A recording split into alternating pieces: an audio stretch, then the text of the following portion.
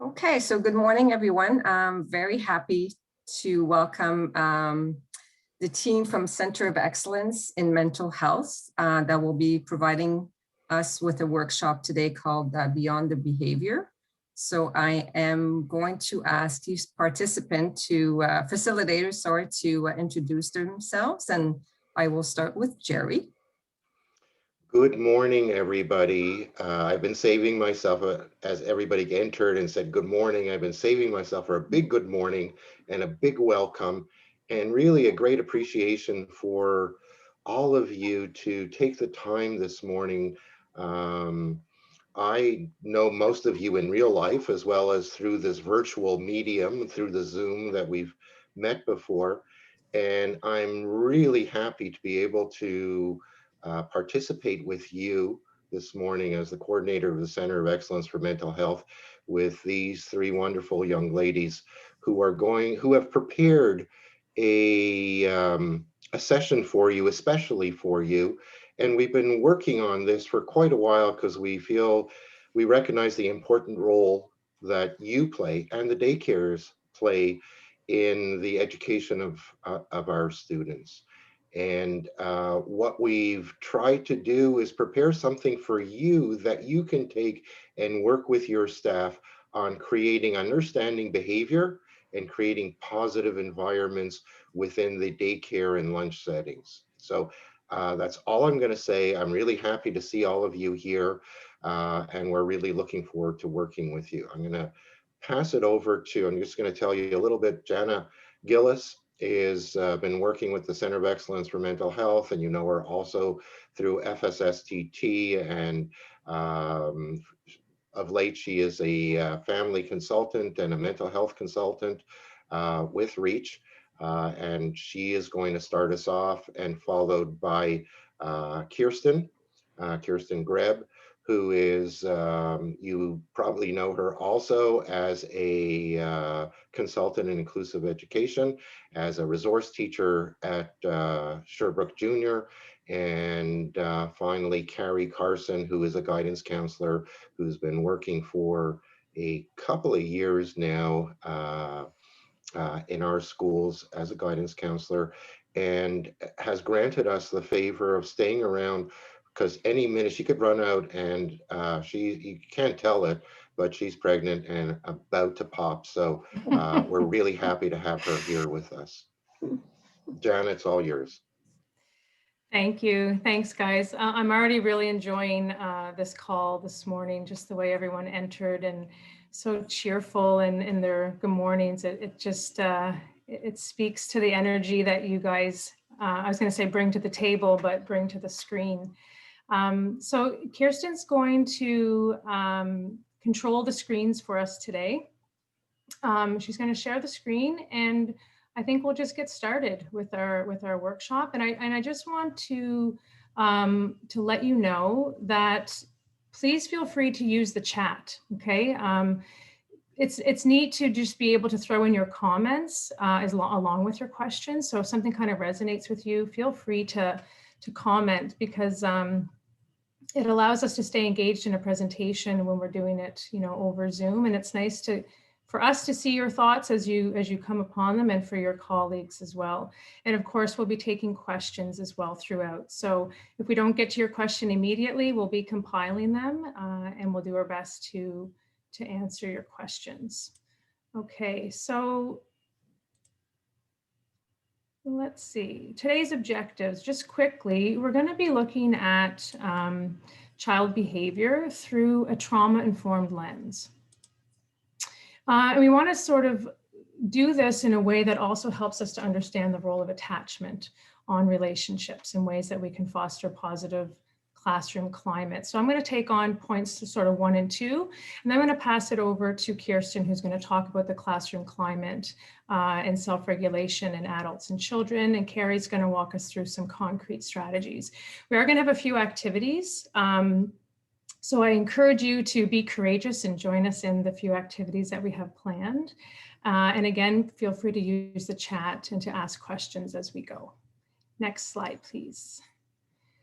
Okay, so sort of simply put, the lenses from which we view the world, particularly children and their behavior, influences not only our understanding, but the way we respond to kids and their behavior.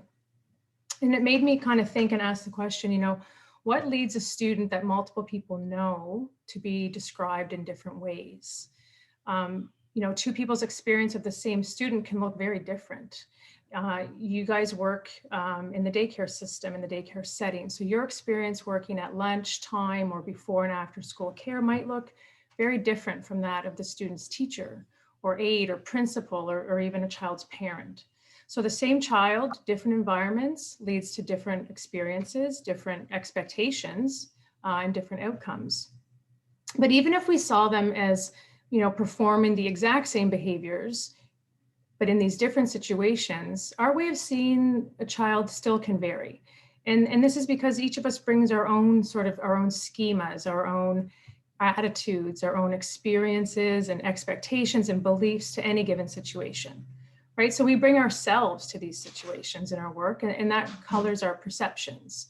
So when our experiences or our attitudes or our knowledge shift or change, so can our perception and the way that we respond and the way that we understand. Next slide. So this leads me to ask the question, is behavior always within willful control? Okay, when a child's, you know, what we call acting out, is this always within their willful control? And oftentimes behavior management strategies that consequence sort of bad behavior implies that behavior is in willful and conscious control. Okay, that we, you know, that a child really has an intention behind that behavior. And the question that we want to ask is that really the case? Okay, what if a student's behavior is actually more of a reflection of something else going on? Okay, like maybe an unconscious response to a trauma trigger or an underdeveloped skill set. You know, do they really have the skills to be able to do what it is that we're asking them to do? And there's a fantastic psychologist who I really, really like. Some of you may know his work. His name is Ross Greene. He's got some really wonderful books and materials if you're interested in learning more about this. He's got very accessible material. And the basis of his work is that kids do well if they can. Okay, that's sort of his running theme. Kids do well if they can. Because what he says is that, in fact, we all do well if we can. That's in our nature, that we want to do well. Not any one of us, child included, even our most challenging kids that we come across, they want to succeed. Nobody wakes up in the morning and says, you know, I really hope today doesn't go well. You know, none of us here on this call today are joined in and said, I'm hoping that today just doesn't work out.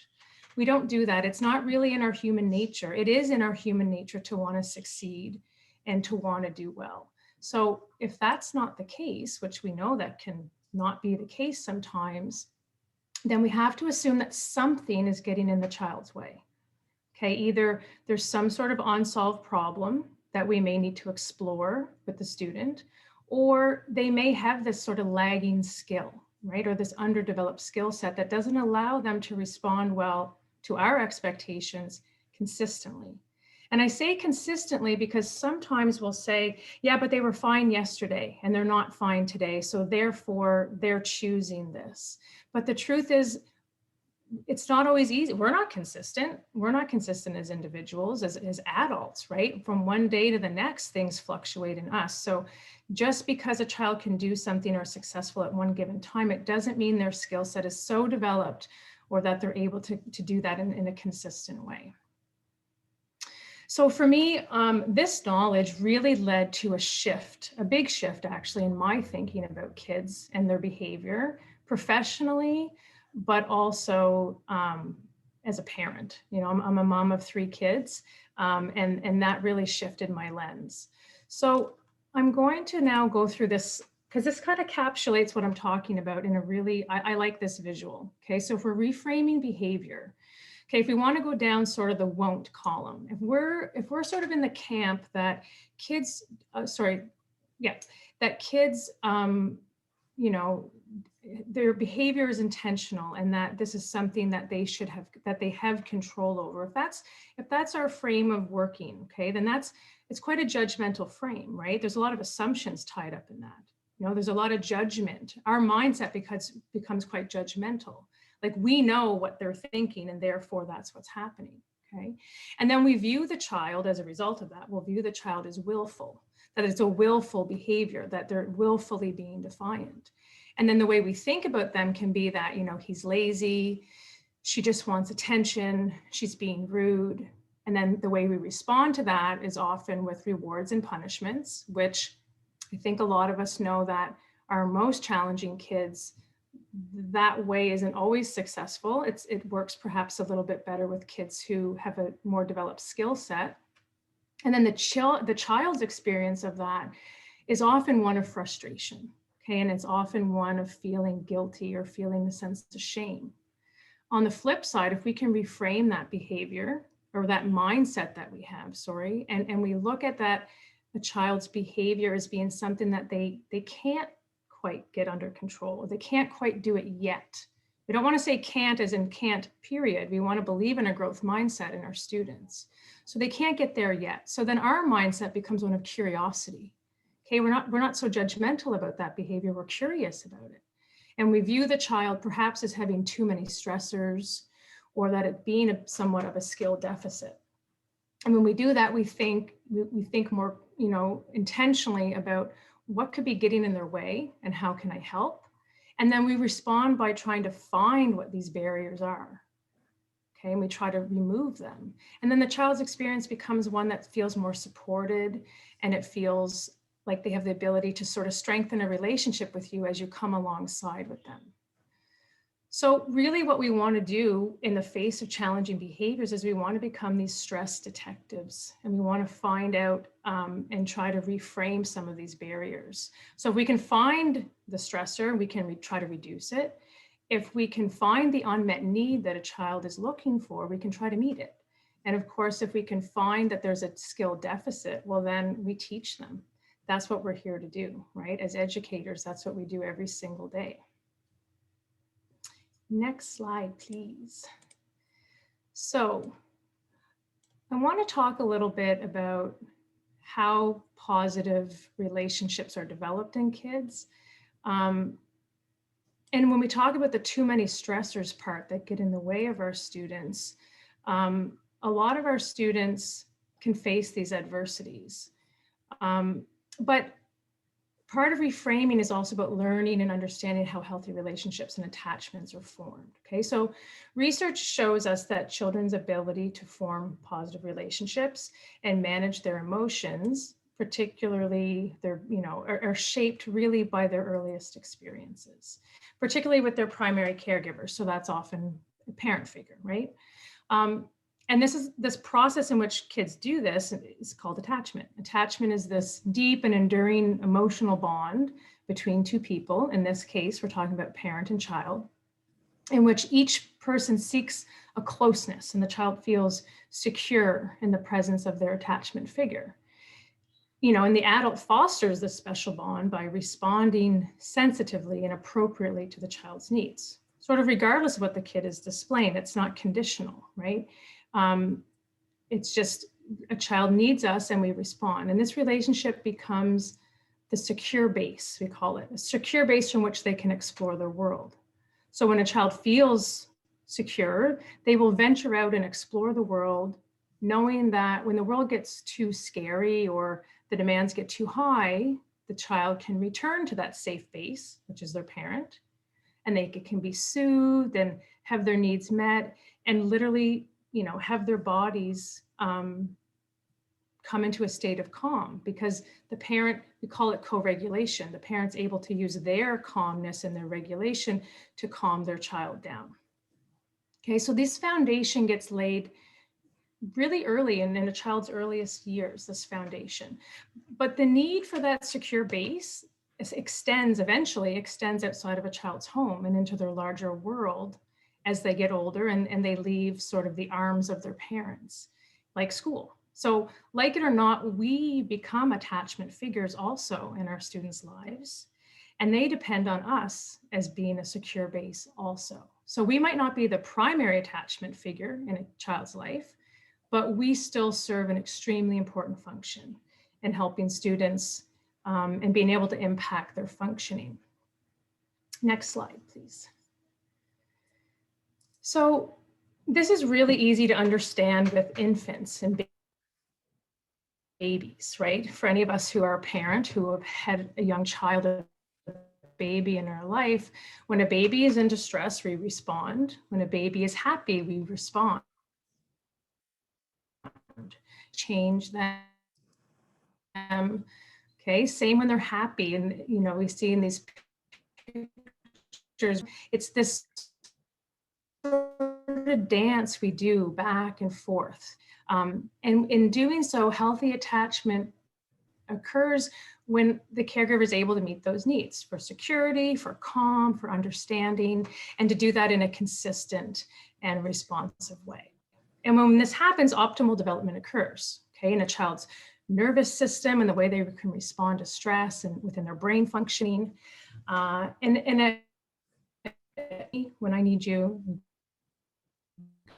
good times and in bad times, I can depend on you and you're my safe space. And for a lot of our kids that we work with, they are well adjusted, right? And they are successful in school and in their relationships with peers and adults because they feel secure. That foundation that was laid down in their earliest years and their earliest days was a positive one.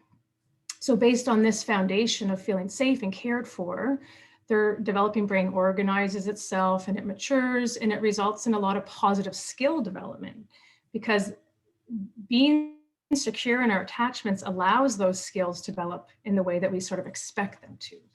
So children will have an eagerness to learn. Okay, there's a healthy self-awareness within their own selves. They're able to be empathetic and they're able to trust. And kids who are securely attached, they can learn to trust other people to take care of them also. That security can transfer to others.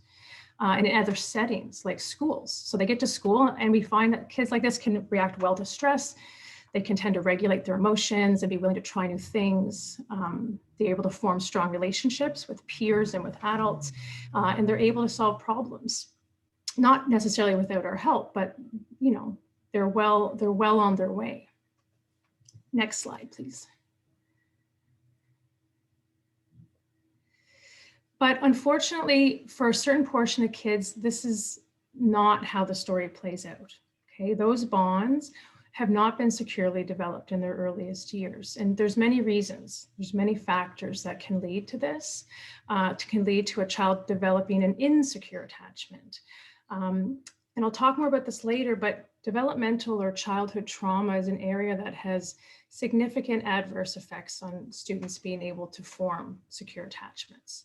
And notably, it's because the trauma that they experience in these cases often comes from or is in the context of those most intimate relationships. So if your most intimate relationship is potentially the cause of some of this harm that's being done to you, then the chances of that relationship developing in a secure way kind of gets thwarted. So instead of consistently meeting the needs of a child, there may be sort of this lack of attunement. That sort of dance I talked about might not be in sync very well. Or understanding that parents may sometimes be emotionally unavailable, or their way of interacting with their child may be intrusive, or it may be insensitive.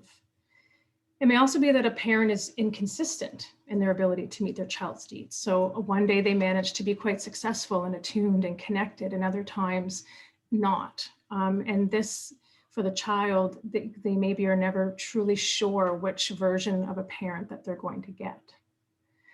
And this uncertainty and this inconsistency from a caregiver can lead to poor outcomes, and it can hamper the way a child views their world. But I do want to say a word on parents as I say this, because for me, this is not about the parent blame game or getting ourselves sort of riled up about parents that aren't sort of up to our expectations. Because remember what I said earlier, we do well if we can. And parents are no different, right? Parents All of the parents that you ever come across in your work, I guarantee you love their children just as much as we love our children. And if something's getting in their way, perhaps it's their own experiences that they've lived. Perhaps some of their own traumas that they have shaped the way that they are able to respond to their children. Sometimes we have parents who are managing mental health issues that are frankly really out of their control, and it may make it difficult for them to attend to their child's needs in a consistent way. I know of parents who've had major health concerns that prevent them from being present with their child. Again, no fault to their own, but it does have an impact on their child. So that same compassion and that same, reflection we have with children, I just encourage us to have that same sort of curiosity and compassion and try to extend that to the parents of the children that we work with. But nonetheless, the outcomes for these students can be quite challenging when those bonds are not well established. And it can look like, having sort of difficulty regulating their emotions. Children with insecure attachments can be quite clingy and quite needy, or they can kind of do the opposite. They can be quite rejecting and try to stand on their own a lot of the time without receiving help from us. And again, some difficulty trusting and forming strong relationships. So just to be aware of those things. Next slide, please. So healthy development of children depends upon the quality of their relationships with their caregivers and the emotional, mental, and physical safety that is offered to them. So when this is not offered to them, okay, when safety is not granted, it can be the result, as I'd mentioned, at times of traumas that may be experienced. Next slide. So developmental trauma is a term used to describe adverse childhood experiences, okay, such as chronic abuse, neglect, or other harsh adversities in a child's intimate world, usually and at times their own home. Okay, when a child is exposed, or their intimate world, if it's not within their own home, it's within that intimate context of relationships often. And when a child is exposed to overwhelming stress and their caregiver is not able to help reduce that stress, then this is the result of what can happen. Next slide, please. So what are we actually talking about when we talk about adverse childhood experiences? You may have heard the term ACEs. It's just an abbreviation for adverse childhood experiences. And there's been a ton of research done in this area of trauma. And it's, in the scheme of things, it's relatively a new light that's been shed on developmental trauma and its impact on children. In this famous study that was done, the ACEs study, what it did was it highlighted what type of traumas that we're really talking about here. And they classified them into 3 groupings. So we have abuse, which could be physical, emotional, or sexual abuse, neglect, physical and emotional neglect. And then there's like a number of household dysfunctions. Like I'd mentioned before, mental illness, violence in the home, divorce being a trauma that children can experience, substance abuse, family members being incarcerated. The more things have been sort of added to the list, we can all think of perhaps other things that would be considered adverse childhood experiences. But the point of this research showed that the more ACEs, or adverse childhood experiences, a child has, the greater the probability of poor outcomes currently and later in life. And I said probability because we all know of students that we know have gone through great hardships, and they're coming to school and they're functioning quite well. Okay, so this is not an automatic that you experience these adversities and then you're sort of doomed. That's not what we're saying here. But we just want to highlight that it's significant, and the research is showing that we need to pay attention to the functioning of children and the experiences that they're having in those early years. We can go on to the next slide. Yeah, thank you. So when we look at stress, okay, not all stress is created equal, okay? And we know that. There's actually such thing as positive stress. Stress in small doses is actually quite good for us, and it's quite adaptive, okay? The stress of presenting to you today led to Carrie, Kirsten, and I getting our act together and making this happen. If we didn't have any stress around this, we wouldn't probably put together much of anything that would be of use to you, Okay, so when it comes to kids, it's the same thing. Okay, positive stress can actually help us build resilience. You know, that little bit of adversity that we face, our stress hormones get moving. You know, it prompts us to action. It might get us to that birthday party that we were afraid of, or it might have us work to do, you know, our schoolwork that is due the following day. And it's okay. The stress level goes up, we respond to it, we have support around us, and then our stress response system goes back down and we move on. Tolerable stress is a bit more serious or intense, but still something that is manageable. You know, it could be something like just living this year of COVID. That's a higher level of stress for many of us, you know, than that positive stress that we can just sort of bounce back from. But when we, so that stress response system is still activated and it feels a bit more uncomfortable, but in the presence of these positive relationships, it acts as a buffer against that stress. And even though it's difficult, we're able to sort of manage that, come back down to baseline and work through that and be quite okay. But when we talk about adverse childhood experiences, by nature, these are really scary and they're really threatening in a very real way. So our stress response system gets activated. But what happens in these cases is then it stays on. It gets kind of stuck. We call it getting stuck on high. Because it's so pervasive, okay, there's oftentimes not an opportunity for the stressors to diminish in a way that brings a child back to this baseline of regulation in their bodies. But the other thing is if they don't have an adult there to buffer this stress, okay, then that's their system, that nervous system and that stress response system never really comes back down. So even when they arrive at school and the threat isn't present, their body is still acting as if it is. Okay, and that's that prolonged stress response system, all those chemicals rushing through our body. They have long-term consequences on our functioning and our ability to sort of become and be our best selves. So that buffering piece is really, really important.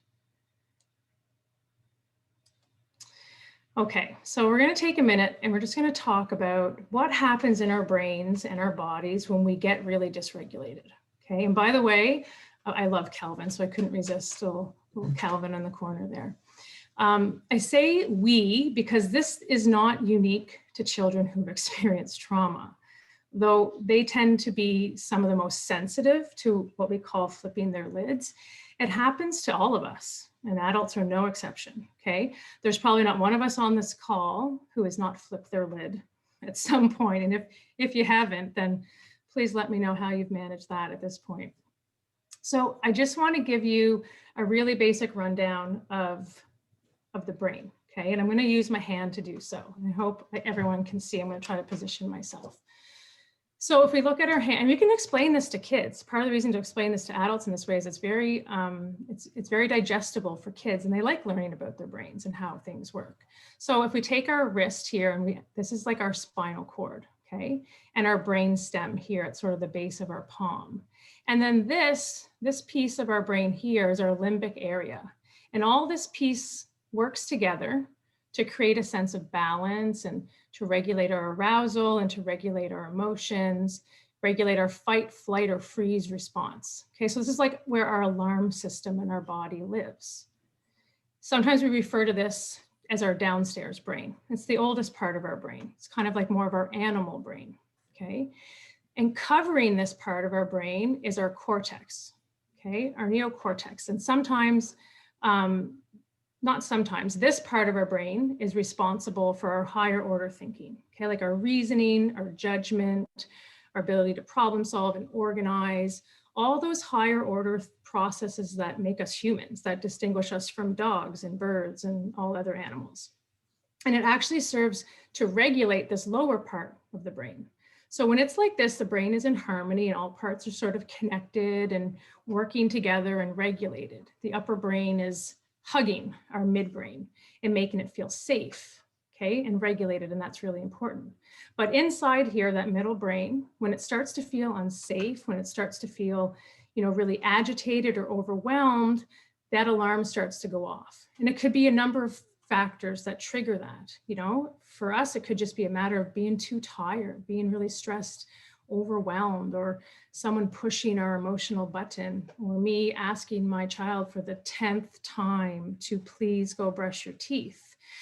Okay, so that piece of our brain in the middle, that limbic part of our brain, starts to get activated, starts to feel threatened, starts to feel too overwhelmed. And it's going off until we've actually we flip our lid, and those two parts of the brain are no longer connected. So the part of our brain, this part that's responsible for logic and reason and regulation, is no longer speaking to that lower brain. Okay, the lid has been flipped, and now it's this emotional brain that's driving us. So our desire to fix that with words and trying to reason with a child really doesn't do a whole hell of a lot of good, okay, because it's disconnected. They're not listening to each other. So now we really have to appeal to this animal brain, this mid part of our brain, the emotional brain, to help it get back to a state of calm enough that our upper brain can come back down and wrap around and help us to feel safe and be able to regulate again. For us, we can often feel this coming on, and lots of kids can feel this coming on, and we can do things to prevent us from flipping our lids. Not always, but most of us are probably pretty regulated, and most of our kids we work with are probably pretty regulated. So we have a pretty good idea what triggers us, but this isn't the case for all of our students, and even our most challenging students. Sometimes it can kind of come out of nowhere, it feels, or that the triggers seem benign, or they don't seem very clear. Any questions or comments? I'm not really paying attention to the chat. Joanne, is there any questions or comments at this point?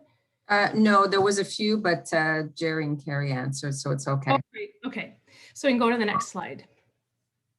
So what causes us to flip our lids versus not? And some reasons, as I mentioned, are obvious, and some are not so obvious.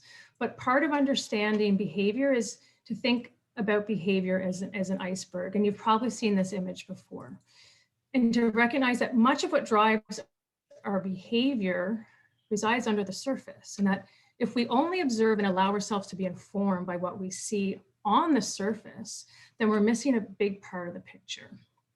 Now, it's important to mention that we're not necessarily ever going to know what's truly below the surface, you know, on that iceberg, but knowing that we all carry around these icebergs, okay, that there's always more going on below the surface, and just being mindful of that shift and being able to shift that lens will help us to see our behavior in a different light. Because if we look at this iceberg, whether we're seeing behavior that's adaptive and functional or not, we're seeing behavior that's really maladaptive and not very functional in a school setting, there's something drives that behavior. Okay, so when we're seeing kids who are really not sort of functioning well, you know, can be feelings of sadness and anger and disconnection. And a lot of times, and this might not be a conscious question kids are asking, but there's a level within their bodies, you know, kind of trying to discern, am I safe? Am I capable? You know, am I included? Am I understood? Do I matter? So what's really going on below the surface is what's driving a lot of the behaviors that we see. So a way to sort of highlight this, what's underneath, we're going to just share a quick video. It's about 4 minutes long. I really like this. It kind of gives us a different perspective to look at students. So here we go.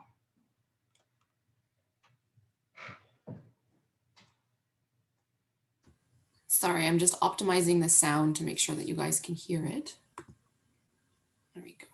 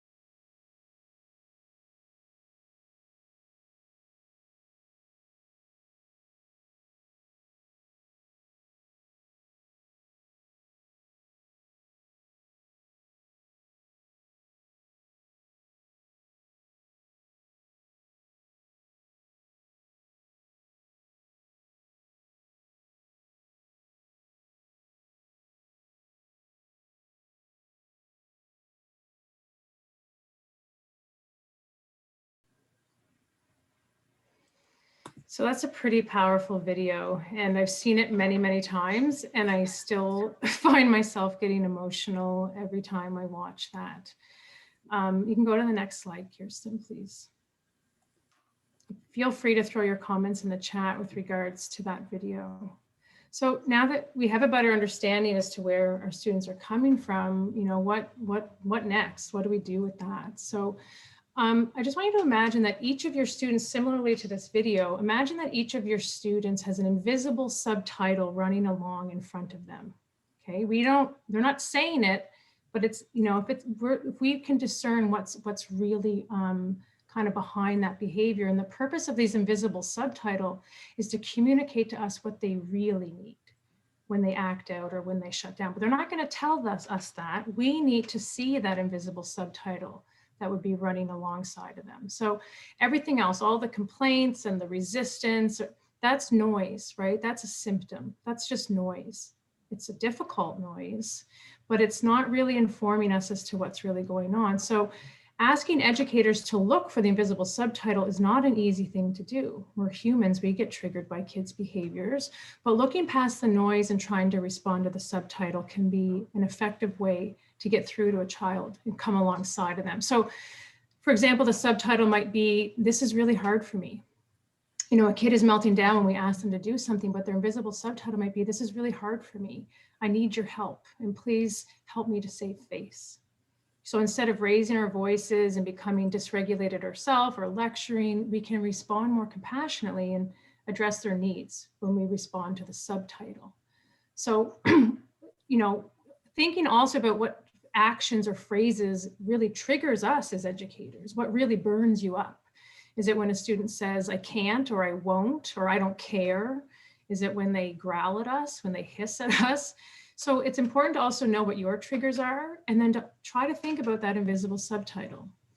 Is it, I really, really care, but I can't tell you that?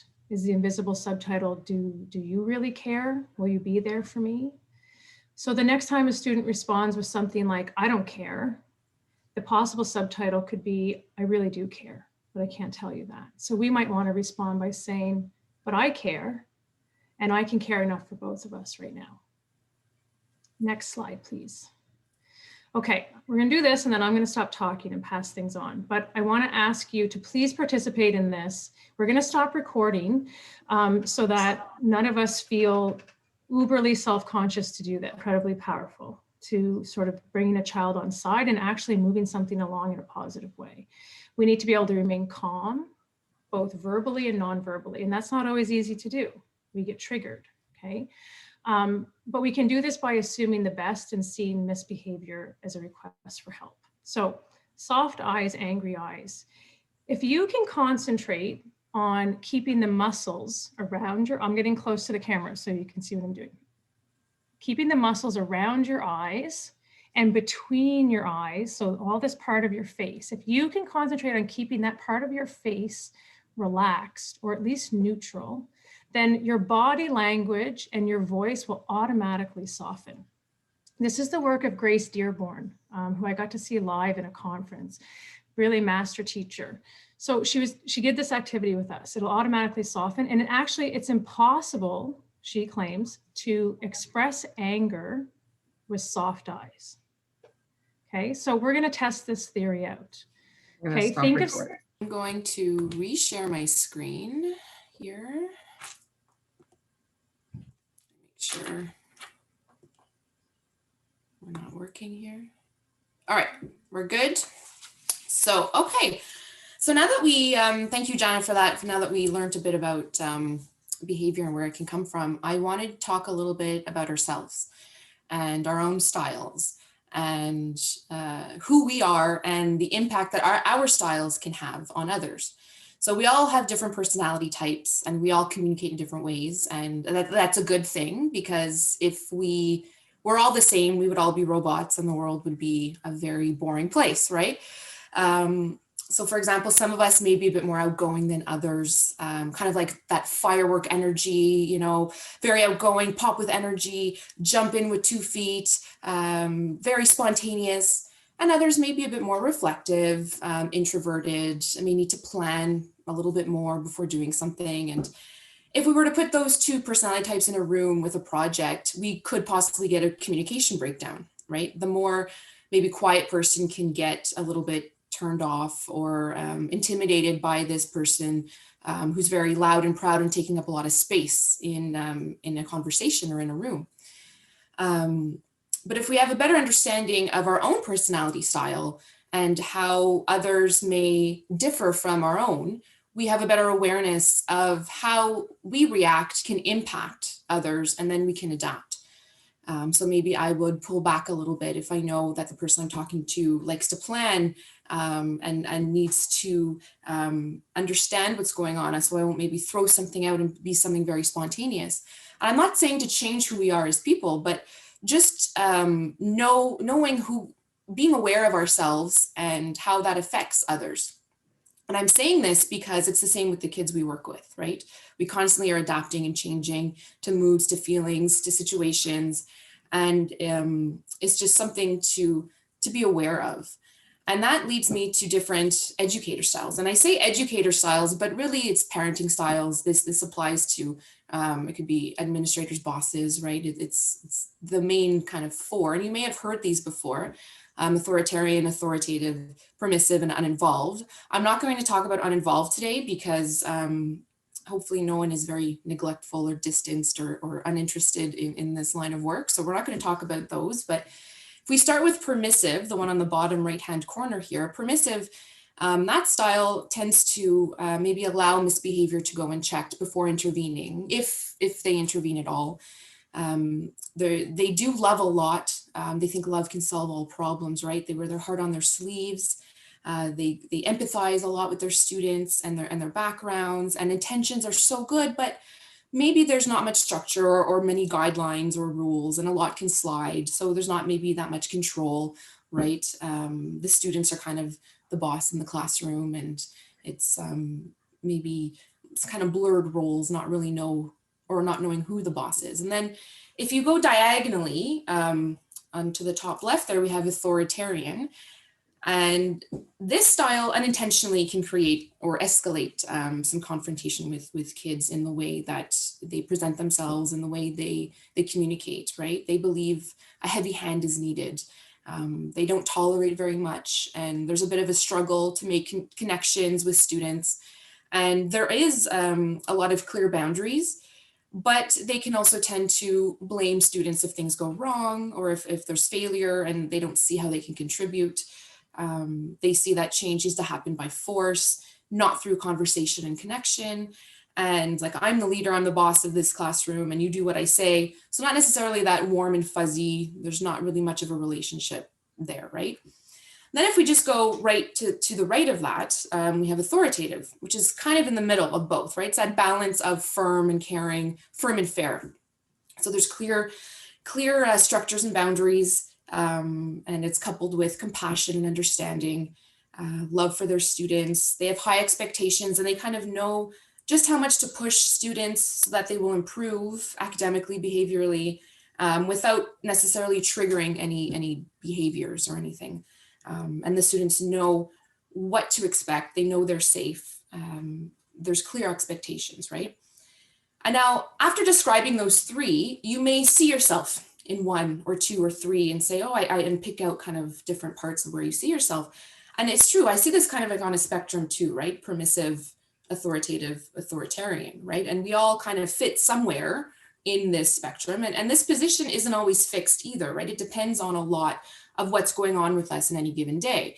You know, maybe we are authoritative, we're very firm and fair, but maybe our communication style is a bit more authoritarian at times, right? Especially if we're not in a good spot, and I'm going to get into that in a little bit. So what we really need to come to look at is what is working and what is not working. And there are two types or two styles that tend to struggle the most. And again, this goes for, right, support staff, parents, it's everyone, right? And those, I think you can guess based on these pictures, hopefully, what those two styles are, right? The permissive and the authoritarian. I don't know, maybe that picture of that woman with the ruler is giving me anxiety, just looking like her facial expressions, right? We were just talking about soft eyes, angry eyes. She's got those angry eyes on, right? And right away you start to feel, a little bit stressed there. But so the reason behind this, right, permissive style, if we're too permissive or too much of that, maybe the kids don't know the boundaries, right? So it can create a lot of anxiety, a lot of, there may be a lot of love in that classroom, but at the same time, there's no boundaries. They don't know what they can do, what they can't do. So it's almost like a loss of control. And then when we go to the other side, the authoritarian, right? Again, a lot of structure, but not that relationship. So there's no trust, there's no connection. The students don't really care. It's so you're just the mean person who's going to yell at me if I'm going to do something wrong. So there's not, that connection really isn't there. And so the first step really when it comes to, when I'm talking about all this, is just recognizing our own styles and looking at our practice and asking ourselves, what am I doing that's working? And what am I doing that's maybe not working? Because it is, like I said, a spectrum, right? So maybe we are a little bit of everything. So maybe if I am a little bit more permissive, I do let a lot slide because I maybe want the kids to like me. I want to have fun. You know, it's after school daycare where they've been in school all day.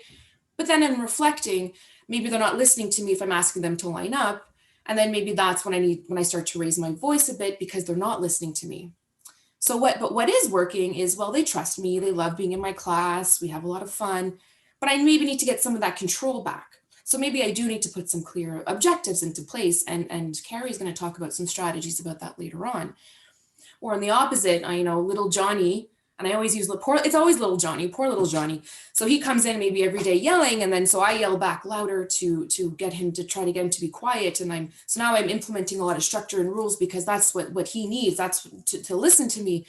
And now the students are scared of me. So now there's no relationship.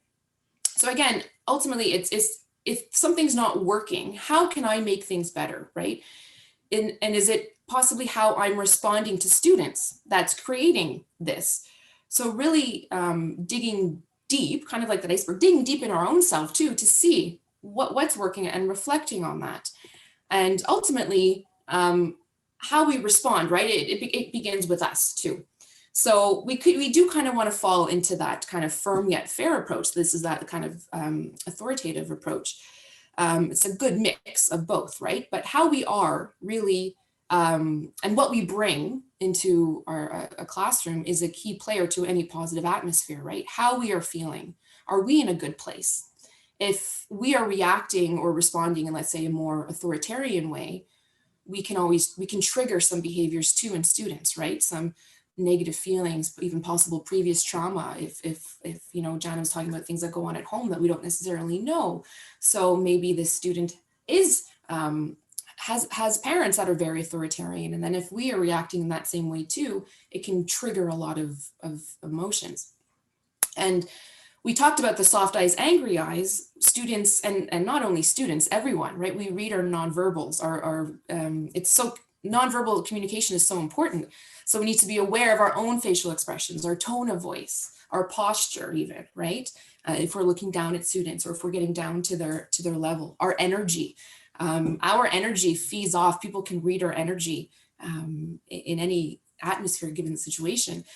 So being self-aware of our own emotions and feelings at any moment is key to creating a positive atmosphere and that need to maintain our own steady temperature, right? Are we feeling a little high? Are we feeling a little low?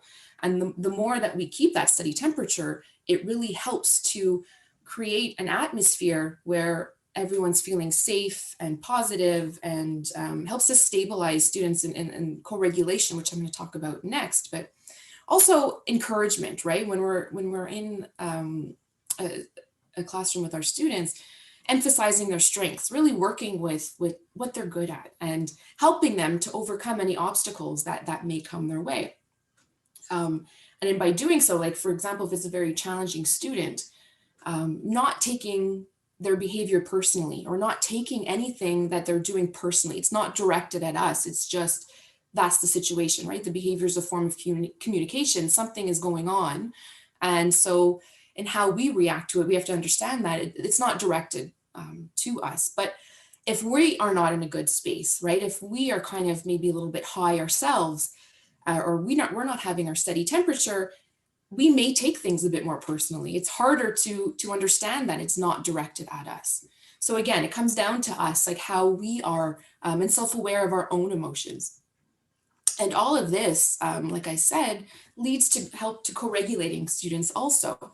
I love this picture because it's when their storm meets our calm, co-regulation occurs.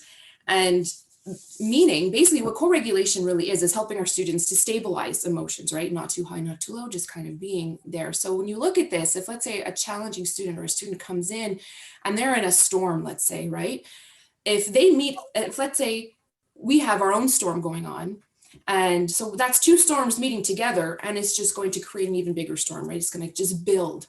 However, if someone kind of comes in and they have a storm and they meet our calm, we can guide them and they kind of join those calm waters together. It brings a calmness, right? It stabilizes them. So we can go on those calm waters together.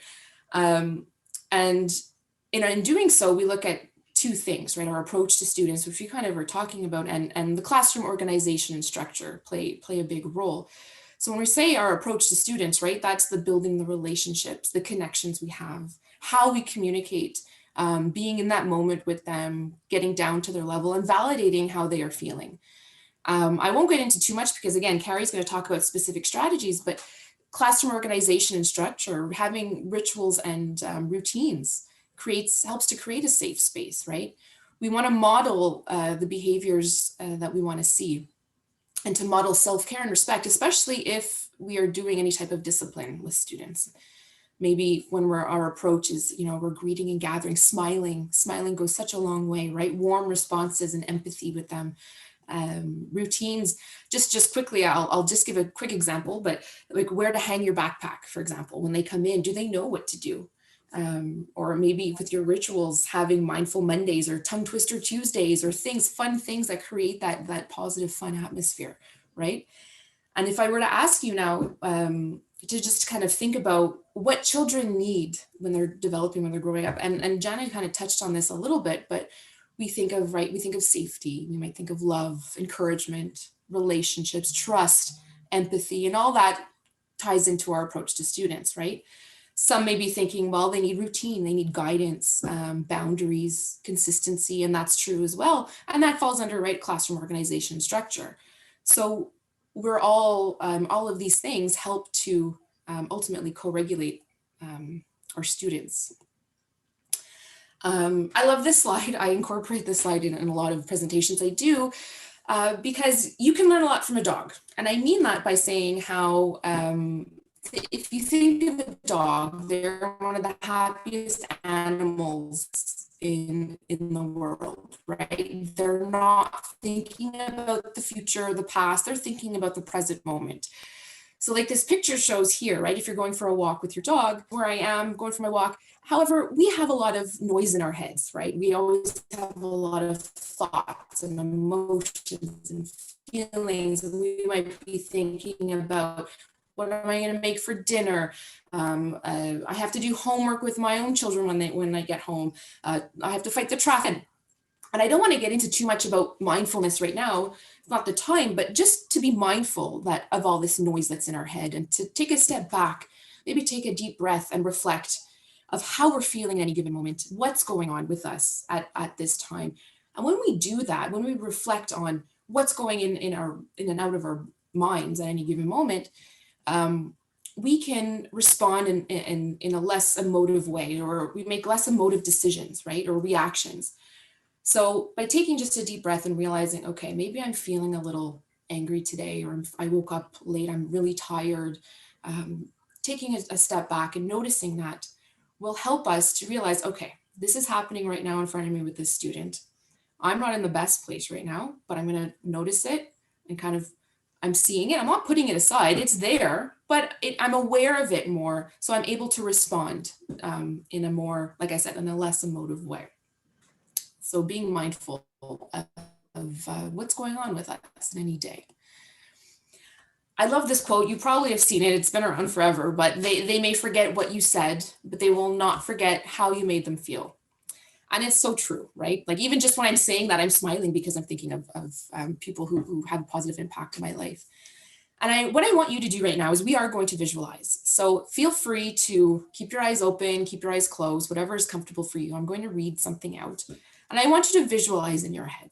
So I want you to think about a person who made or makes, could be someone right now, who makes you feel good and calm, positive, welcomed, loved, happy, just good inside, right? And what do you notice about this person? Is there any specific personality traits that they have? Any nonverbals? Are they smiling? Do they have those soft eyes we talked about? Any words that they use? And just see that person. And now I want you to notice what you are feeling in this moment.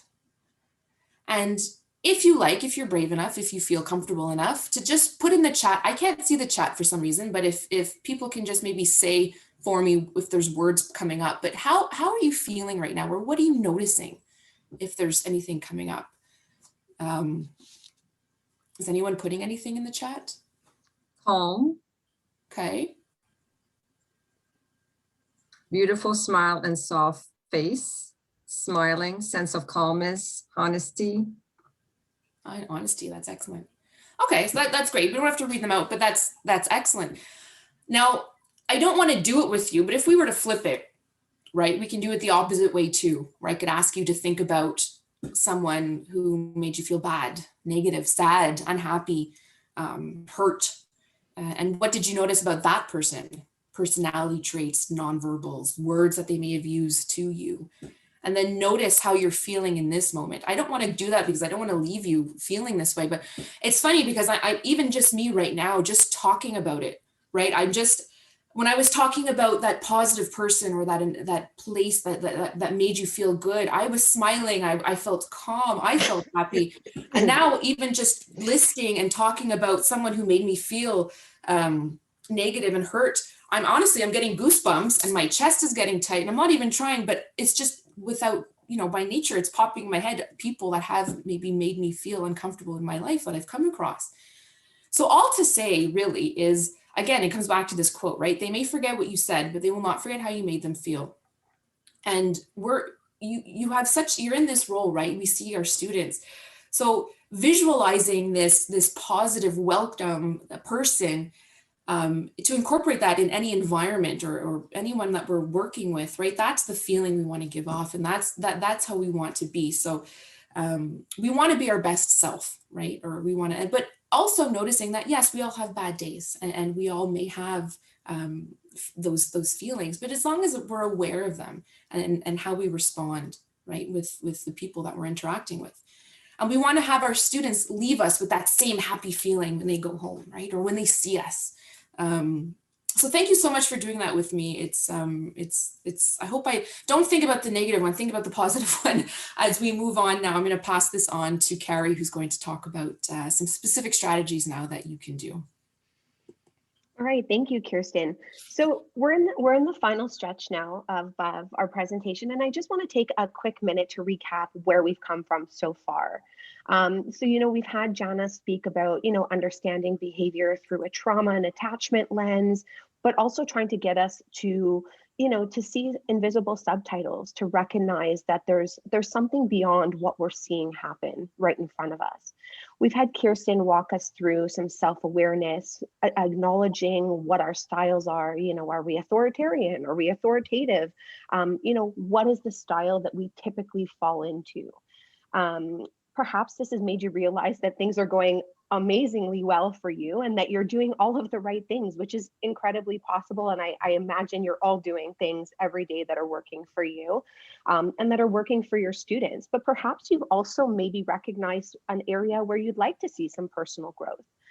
Perhaps the activity with the soft eyes, angry eyes has really made you realize that it's quite hard. I was trying it and I kept sort of yelling at my older daughter, like, stop hitting your little sister. And like, I couldn't do it. I just couldn't do it. And I realized that my facial expressions really are so powerful and I have to be more aware of that. So even myself, I'm recognizing areas where I'd like to see myself grow personally. And so now, I'm here to really talk about strategies. How do we create this enjoyable and connected classroom environment? What can we do to support the students, but also in theory, to really support ourselves? Because the more that we support the students and, create strategies or put things in place, the better the environment becomes for us. So it's kind of like win-win, right? So first things first, we're going to talk about building in an emotional vocabulary. So what does that look like for kids? Some kids have it, some kids don't. What kinds of things can we do to support them? But also remembering that, just because a student is struggling, it doesn't mean that we kind of throw all the standards out the window. Johnny can't do it, so why bother? Keeping our standards high, but providing check-ins throughout the tasks, right? How's it going for you? What do we need to do? Okay, and we'll talk certainly more about that. Also, adapting tasks and works to be completed, but this can also be adapting our expectations of the student, again, based on what they require, not just based on how frustrated we are or how we're viewing them at this time, but really saying, you know what, little Johnny struggles when we sit down for too long. So this is what we're going to do to support him. Providing routines and predictability. I know that Kirsten talked a little bit about it, and she mentioned about the school bags. Absolutely. What kind of routine look like, and how do we create this predictable environment for these young students, to reduce the amount of stress that they're experiencing, on a daily basis. But also it has some other important things that can come out of it that can really be supportive to you as an educator. The fifth thing is rewards for process, not always product. I think that sometimes there's this mentality that, well, I'll reward them at the end, right? If they get from A to Z, then I'm going to be so happy and tell them how amazing they are. But sometimes it took little Julia so much more effort to get from A to B or A to C, but didn't get to Z, right? So reminding ourselves to say, you know what, it's not about the end. It's not always about the end product right away. But it's about taking steps towards getting to the end product and making sure that that student knows that we're impressed, that we're proud of what they're accomplishing, even if it's that, that small step that they've taken from, not yelling the second they get into class to, not yelling when they have to sit down and do their homework. So it's those small steps that they're taking, that we want to acknowledge.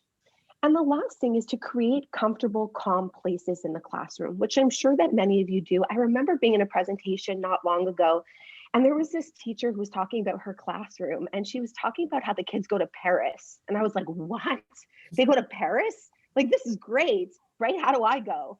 But the reality was, it was a small place in the classroom designed like Paris.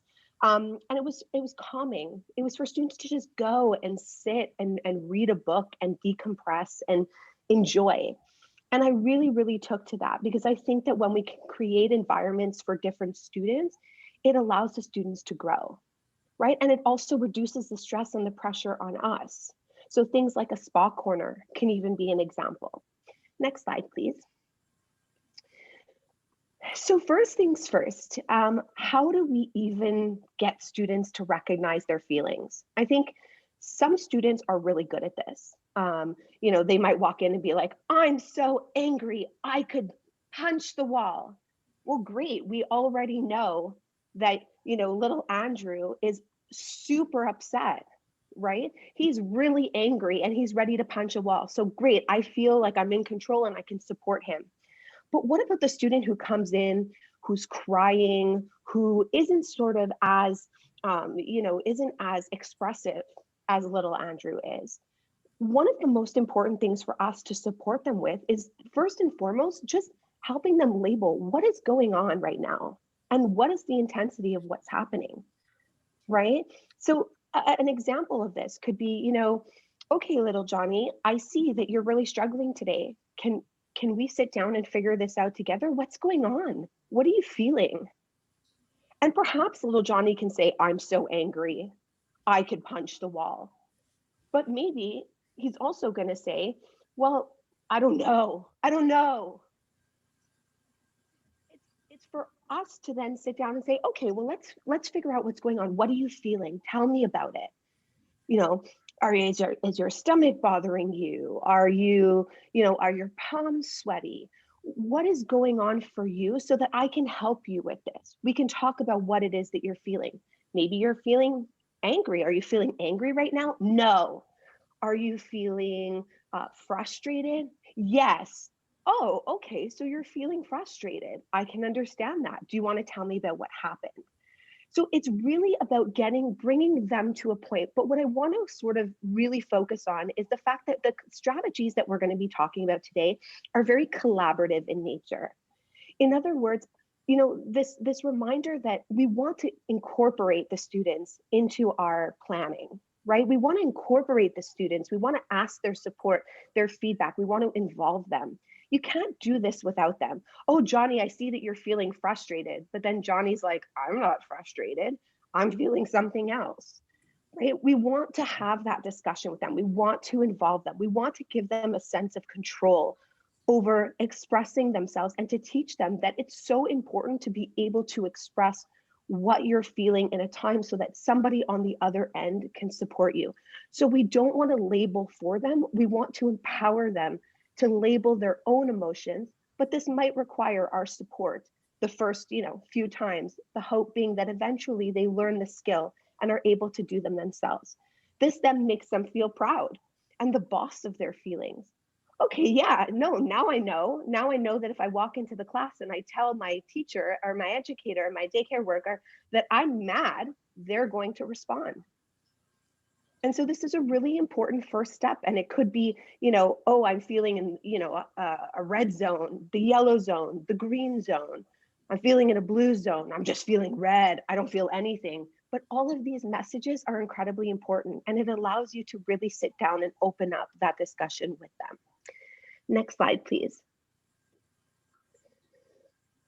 So now that we've talked about sort of building in that emotional vocabulary, really getting a student to take the time to sit down, to have that conversation, to label what it is they're going through, because naturally the first thing that you're seeing when they walk into the classroom is the behavior, right? So the emotions that are coming out.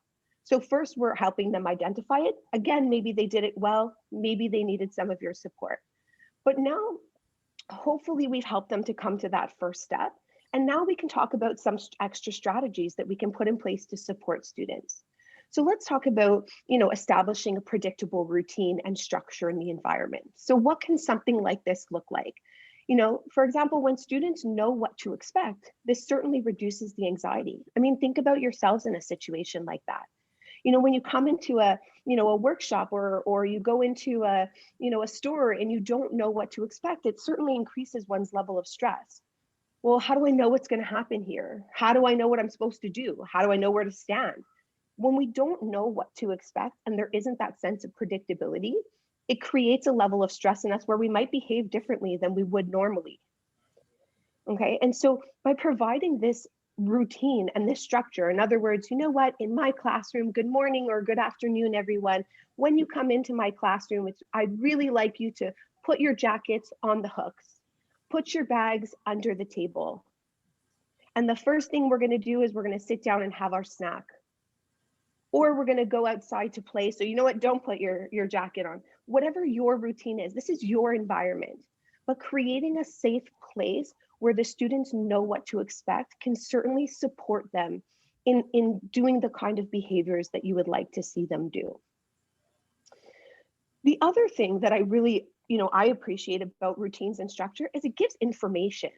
So imagine, you have a set schedule for students and they know what to expect and they know how to follow. But then all of a sudden, and I think I always go back to little Johnny. I don't know why I'm not naming it if it's a boy Johnny, but I just, I always seem to go back to Johnny. Really, at the end of the day, it's about,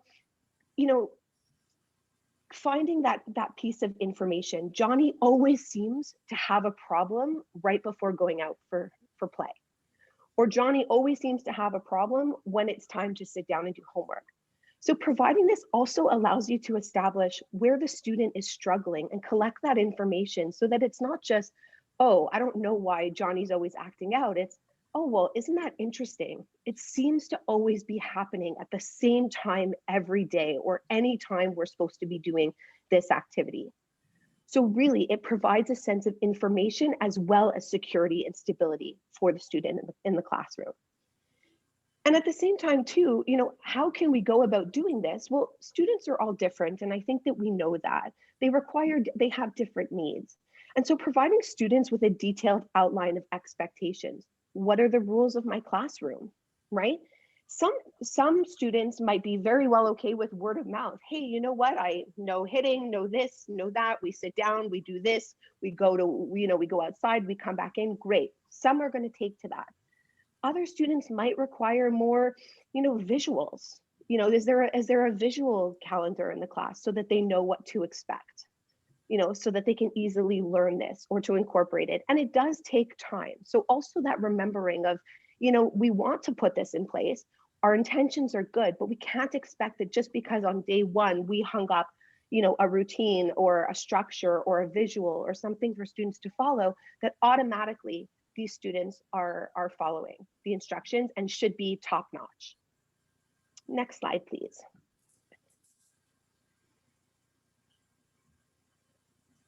Okay, so now we're looking at, we talked a little bit with the routine about what kind of information that could provide. And one of the things we talked about was this recognition of where a student might struggle. So now you might have a sense of awareness, which certainly allows you to, engage with the student beforehand to try to diffuse the situation or to create a change in the schedule, maybe for that particular student if required. But the next step is really to now help the students. So we've helped them to identify what's going on when they're feeling frustrated or how to label their emotions. We've talked about putting predictability in place so that we can gain knowledge, but also so that we can, ensure that students feel safe and secure in our classroom. But now we have students who are still struggling, right? Because it's not a fix-all, it's not picture perfect. So now our goal is to try to help them and acknowledge their concerns, but also to help them problem solve. And I want to be very careful with how I explain this, because I think as adults and as parents, we tend to feel that we have the answers, we have the knowledge, we know what to tell them to do. We know how to solve their problems 90% of the time. You're having a trouble with your friend? Okay, you need to go talk to your friend. Okay, you need to go share how you feel with your friend. But we also have to remember that it's not necessarily our job to solve the problem for them. We want to empower them. The whole purpose of these strategies are to empower the student to be able to learn how to identify their triggers, what's going on with them, and then to help them solve it. So in other words, again, little Julia, she's really struggling today. And we sit down and she tells you she's angry. And now all of a sudden she says, well, it's because my friend was mean to me in school today. Okay, so little Julia is able to identify what has set her off for the afternoon. But perhaps she's not able to do that. And it's, I don't know. And I know as parents and educators, this is so frustrating when a student just says like, I don't know. It's like, how do I help you if you don't know what's actually wrong? But it really is an opportunity for us to sit down and have that conversation. Well, okay, Julia, at what point today did things change? Were you happy when you woke up this morning? Were you happy at lunchtime? And again, it's asking the questions to gain the information. And then when we identify what's going on in terms of concern for the student, or, oh, I had a fight with my friend, then we can say, oh, okay, well, what do you think we should do about that? How should we handle this situation? And you might just find that by opening up the door, the student will say to you, oh, well, I mean, I guess I could go and I can talk to her, or I guess I could tell her how I feel. And that might be a student who's very expressive. But let's talk about a student who isn't, and who's saying, well, I don't know, you tell me, you're the grown-up, right? And I want us to be really careful not to just then go and give advice. But if we need to guide, and I saw it pop up in the chat, guidance, but if we want to go ahead and guide, we can offer options. So instead of giving the answer, some ideas of how to help them. We can say, you know what, Julia, I could see how hard this is for you, and I can see that you really want to fix this. So what about the idea of going to talk to your friend, or taking a break from your friend and playing with someone different for today, just to kind of let it, let it simmer? Do either of those things work for you? Do you like either of those options? And the idea is to give them a choice, because by giving them a choice, they get to choose. They're in control. They're taking control of the situation. They may not have been able to figure out exactly what they needed to do, but by your guidance and your options, they were able to take back the control and say, you know what? I really like that. I'm going to do that. And by them doing it and seeing the success, it then creates that empowerment for them to do it the next time. Oh, remember when Miss So-and-so gave me those choices and I chose one and it worked? Well, now I think I'm going to go ahead and try it. But that open conversation also helped them in two ways. One, to sit down and realize, to recognize their trigger, but also to be able to support them and to figure out how to best problem solve once they identify what's going on. And I think it's really important that when we're acknowledging their concerns, that we do so with active listening. And I'm sure that you've heard about active listening before, but really, kids are so good at determining who's being genuine and who's not, right? Who feels safe and who doesn't. And when someone really takes the time to sit, to listen, to ask questions, and not just to sort of jump in and tell them, but to allow them an opportunity to express themselves, students really do appreciate it, and it opens the door for them to feel safe enough to do the work with you. So I really encourage you to sort of, when you can, and I realize it's probably chaotic in daycare, where you have kids running around and maybe it's the opportunity isn't always there. But when the opportunity is there to sit down with a student who's struggling, I really encourage you to use that collaborative approach. It really does work. Next slide, please.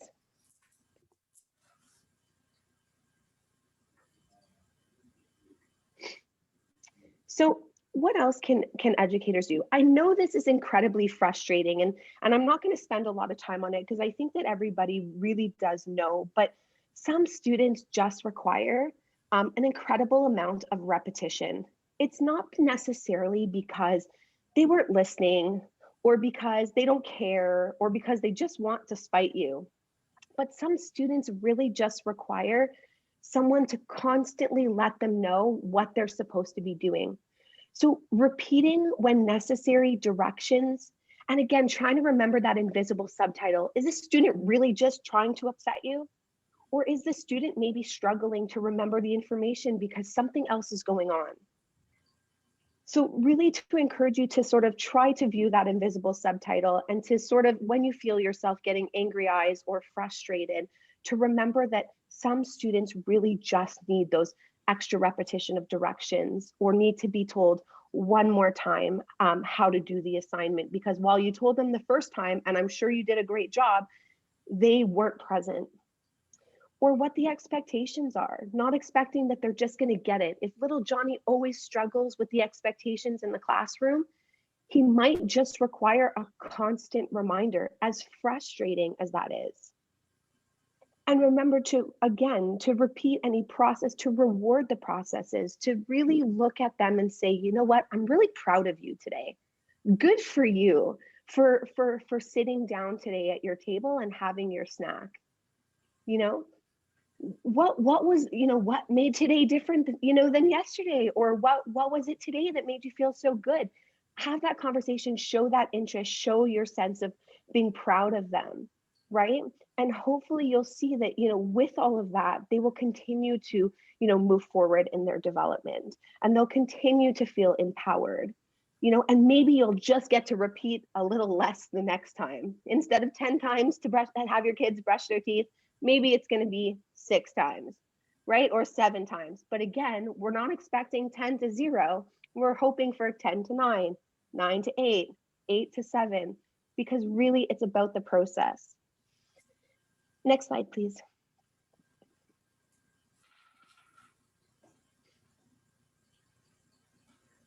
And sort to tie it all together, so we've done, a little bit of work in terms of understanding and listening and providing strategies and problem solving. But what about goal setting? Students like to know what they're working towards, right? And so at the end of the day, a couple of things that we can look at are helping students create short and long-term goals in different areas. So for example, you have a student in your class who tends to be fearful of certain things, maybe fearful of playing with others or meeting new people. So perhaps a really nice goal for that student could be, you know what? I see that you struggle a little bit with playing with others, or that you're worried about playing with others. Is that right? Yeah, I don't know. I don't like new people. Okay, well, why don't we try to get connected with someone new today? How can I help you with that? Right? How can I support you? Because making new friends is such a great part of being being in daycare. It's not, you're not in the same bubble, you're now seeing new people. So let's try this. Trying something new. Sometimes students are just afraid to do anything new. Again, they love the structure, they love the routine. Great, I know exactly what I'm doing every day, this is perfect.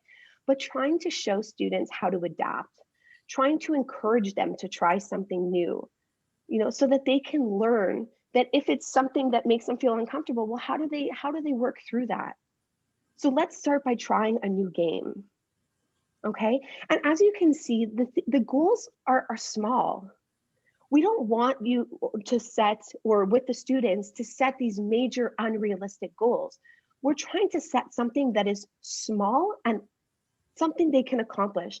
And I really, really want to kind of highlight that something they can accomplish, because you don't want them to fail at it. You want them to be successful so you can praise them, so that they see that they can do this, so that they see that they can move forward. And so it's incredibly important to, when you're creating that goal, to do it as a small step, almost to consider it like a staircase. What would the step 1 look like?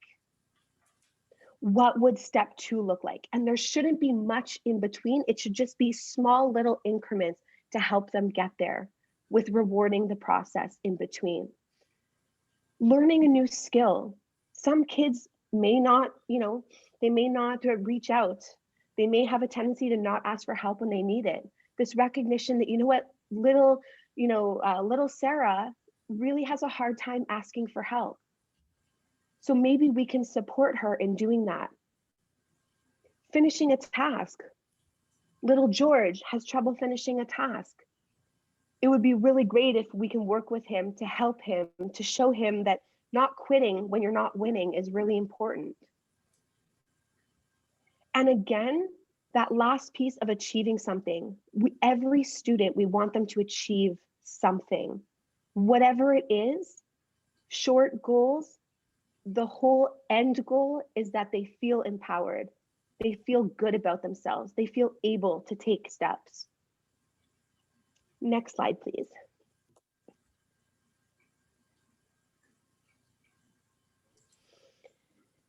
And then there's that piece of the de-escalation. So now we've talked about, goals in different areas, what these things could look like. But how do we help a student to de-escalate when, we can't put anything in place because emotions are heightened, or because they're not feeling their best today, or because they're not in it today?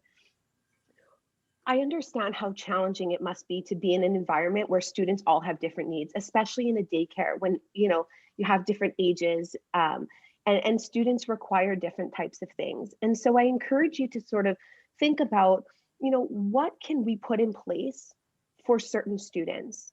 So, is this student struggling socially, or do they need the support socially? Maybe when they're upset and frustrated, they need to talk. But maybe we as educators can't always be there to support one student at a time. So maybe there's this student in the class who's also, maybe a little bit more mature, or could be that mentor to the student, or we can connect the student with a friend so that they can have that connection, that social connection that helps them to de-escalate. Perhaps you have a student who doesn't want to talk when they're frustrated. They're so angry that they can't possibly, but they are incredibly creative. So perhaps we can send them to, a corner where they can play music or paint.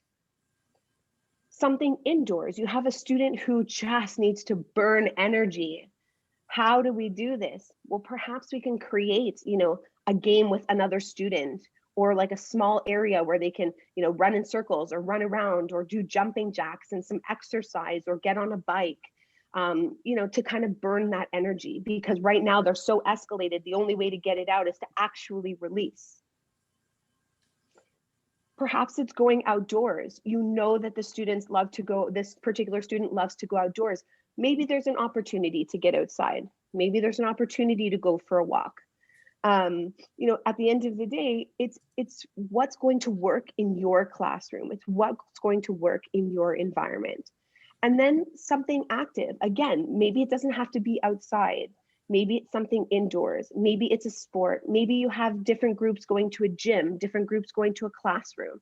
You may be able to turn around at that point and say, okay, well, maybe this student can benefit from going to the gym today. Maybe that would work. And I realize that with COVID and bubbles, this may seem, a bit of a stretch and challenging. And certainly we work with what we can do, but these are just some of the ways to kind of think about a student and how to support them when they're not in that right frame of mind, but also to allow them to de-escalate, but also to remove yourself from having to be the one to de-escalate them at that time. So finding their strategies that work for them. And I think ultimately, you can go to the next slide, please. I think that sums it up in terms of strategies. I know that, we're going to end here at this point. I don't believe we had time to our final activity, but I appreciate all of your time, and I know we've talked a lot at you this morning, and hopefully you feel that it has benefited you in some way. So I think I will stop the recording here. Jerry, is that okay? Or Yes, that's perfect. We'll stop Perfect. right there. Thank you.